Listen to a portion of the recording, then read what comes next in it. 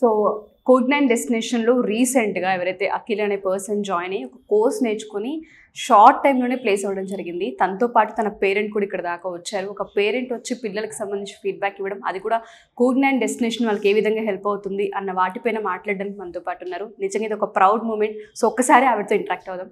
నమస్తే ఆంటీ. అందరికీ నమస్కారం. Thank you. సో ఎక్కడి నుంచి వచ్చారు మీరు? మేము విజయవాడ నుంచి వచ్చారు. అవును. ఓకే, అనుకున్నారా అఖిల్ ఇంత త్వరగా రీచ్ అవుతాడు, త్వరగా జాబ్ క్రాక్ చేస్తాడు అనుకున్నారా? జాబ్ వస్తుంది అనుకున్నారా? అనుకున్నారు. ఓకే, ఏ విధంగా అనిపించింది?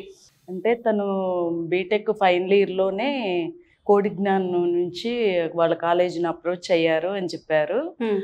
తర్వాత విజయవాడ అనేసరికి మేము కొంచెం అందరూ ఇలా కోచింగ్ అంటే హైదరాబాదు, బెంగళూరు అలా వెళ్ళి తీసుకుంటే త్వరగా జాబ్స్ వస్తాయి కదా, విజయవాడ అంటే అనిపించింది మాకు. మా నెగిటివ్ ప్లేస్ అమరావతి అండి. అమరావతికి విజయవాడ దగ్గర కాబట్టి అని తనేంటంటే లాంగ్ వెళ్ళటానికి కూడా ఇష్టపడలేదు. ఫస్ట్ నుంచి దగ్గరుండే చదువుకున్నాడు కాబట్టి మేము కూడా వాడికి కూడా దగ్గర బాగుంటుంది అనిపించింది. కానీ మాకు విజయవాడ అంటే నేను గ్రూప్స్ లో చేస్తూ ఉంటానండి. చాలా మంది పిల్లలు హైదరాబాదు, బెంగళూరు అట్లా కోచింగ్కి వెళ్ళారని చెప్తూ ఉంటారు. వీడేంటి విజయవాడ అన్నాడు అనుకున్నాము. ఇంకోటి ఏంటంటే ఫ్రీ కోచింగ్ మమ్మీ అని చెప్పాడు. అప్పటికి ఇంకా బీటెక్ అయిపోలేదు కాబట్టి మనకి దగ్గరలోనే ఉంది కాబట్టి వెళ్తున్నాడు అనుకున్నాం. 3 months వెళ్ళాడు. ఇంకా వెళ్ళినప్పుడు కూడా వాడు 1 నెల హాస్టల్లో ఉన్నాడు. తర్వాత ఇంటి దగ్గర నుంచే వెళ్ళాడు అనమాట. ఇంకా అక్కడ చెప్పేవాళ్ళు కానీ ఎలా ఉన్నారు ఏంటి నానని నేను వాడితో రోజు మాట్లాడుతూ ఉండేదాన్ని. ఫ్యాకల్టీ కానీ మంచిగా చెప్తూ ఉంటారు మమ్మీ. బీటెక్లో కూడా ఏదో ప్రాజెక్టు సంబంధించిన డౌట్స్ అవి వస్తే కూడా మేడం గారికి ఫోన్ చేసి మాట్లాడి అట్లా మంచిగా చెప్పారని అట్లా హ్యాపీగా ఫీల్ అయ్యాము. అయిపోయినప్పటికీ 3 months అయిపోయింది అక్కడ కోచింగ్. తర్వాత కూడా వాళ్ళు చాలా అందుబాటులో అడిగిన డౌట్స్ ప్రతిదీ క్లియర్ చేస్తూ ఉన్నారంటే హ్యాపీగా అనిపించింది మాకు కూడా. ఓకే, సో జాబ్ వచ్చిందని మీ బాబుకి మీకు ఎప్పుడు తెలిసింది? తర్వాత హైదరాబాద్ తను ఖాళీగా ఉండటం ఎందుకు బీటెక్ అయిపోయింది వెళ్ళాడు. అక్కడికి వెళ్ళినప్పుడు ఇట్లా ఏవో లింక్స్ అలా పెట్టారు మమ్మీ వచ్చిందని చెప్పాడు. చాలా వాటికి అప్రోచ్ అయ్యాడు వాడు. అయిపోయిన వెంటనే రావాలని అనుకున్నాం మేము కూడా. తర్వాత ఇలా దీని ద్వారా వచ్చింది అని చెప్పేసి విజయవాడలో నేర్చుకున్న ఆ కోడిజ్ఞాన్ నుంచి వచ్చిందా అని మేము కూడా చాలా హ్యాపీగా ఫీల్ అయ్యాం. దగ్గర విజయవాడ అంటే ఏముందిలే అనుకున్నాము, కానీ అదే విజయవాడలో మీ అబ్బాయి అదే విజయవాడలో దగ్గరలో అక్కడ నేర్చుకున్న దాని ద్వారానే బెంగళూరులో ఇట్లా కంపెనీలో వచ్చిందంటే చాలా హ్యాపీగా అనిపించింది మాకు రావటానికి. అంటే ఫంక్షన్ అని కాదు కానీ రావాలి చూడాలి అని అనిపించింది మాకు. గ్రేట్ అండి, ఒక పేరెంట్ వచ్చి స్టూడెంట్ గురించి అలా మాట్లాడడం, అంతకు మించిన సక్సెస్ ఇంకేం ఉండదు పిల్లలకి.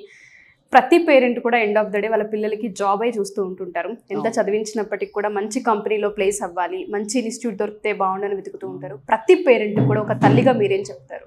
సహజంగా ఏ పేరెంట్ అయినా పిల్లలు చదివిన వెంటనే మంచి కంపెనీలో రావాలి, పిల్లలకి చదివిన వెంటనే ఆ చదివిన దానికి తగిన ఉద్యోగం రావాలని ప్రతి పేరెంట్ కోరుకుంటారు కామన్గా.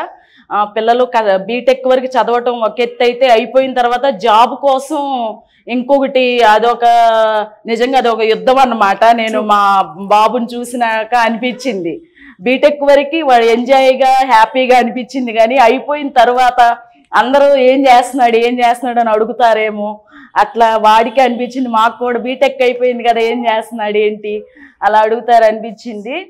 ప్రతి పేరెంట్ పిల్లలు చదివించేది ఎందుకు మంచి జాబ్ చెయ్యాలి, మంచి ప్యాకేజ్తో ఉండాలని కామన్గా ప్రతి తల్లిదండ్రులు కోరుకునేది అదే కోరుకుంటాము. మేము కూడా అట్లానే అనుకున్నాము.